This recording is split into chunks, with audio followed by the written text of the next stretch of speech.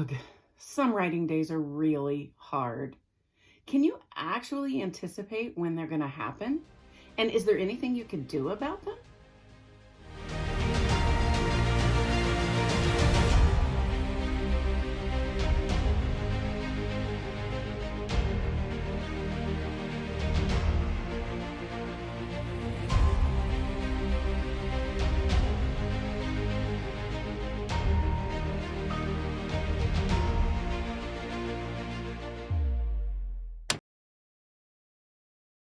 The fourth stage of the writing process is often when we crash. It is the obstacle stage, and it's when we start to feel friction for our writing project. It doesn't matter what you're writing, it doesn't matter how beautifully things align to make the time and the space for you to do it. At some point, that high energy and low effort of the start stage of writing will begin to wear off. If you're a morning writer, then maybe you won't feel like getting up quite so early to write. Maybe a storm will happen and it will keep you up all night. And so you're really sleepy and groggy and the thoughts aren't coming very well. Perhaps it is something that happens to one of your family members and you have to take care of that. Maybe work gets busy or the holidays happen. There's all kinds of obstacles that will happen. And again, as that energy reduces and the effort gets harder, you know you're in the obstacles stage. Now, there's two kinds of obstacles that you need to think about. One of them is external, so that storm, any sort of a crisis, having a car accident, any event that disrupts your schedule, anything that changes for you, extra stressors in another part of your life. All of those are external stressors. They're outside of you.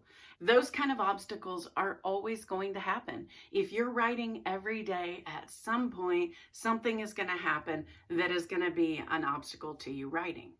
For some days, it'll just be hard to get to write, but if you're disciplined, you can power through and get your 500 words anyway. But for some days, it'll be so disruptive that you won't even be able to write. That's the obstacles stage. The other kind of obstacle that you need to be aware of are the internal obstacles. So we all have this self-talk going on in our heads. And while it would be great if that self-talk were always this positive cheerleader saying, "You're great, you're fantastic, wow, what an amazing writer you are," the reality is that most of us don't have that kind of a voice in our heads. Even those of us that are pretty confident in our writing often will hear those voices of, "Wow, that is not good. You call yourself a writer?"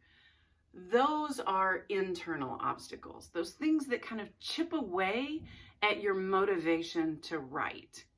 Now, some days they may be pretty small, some days they may feel pretty large, and it may be prohibitive to writing again. That inner voice tells you that you aren't as good as you thought. It tells you that you're more tired than you thought. It tells you that this project is bigger and harder than you thought. That is perfectly normal in the obstacles stage. High energy drops along with your motivation, and a lot of drafts end here. This is where it starts to get hard, and this is the stage that weeds out the writers from the wannabes. Which one are you?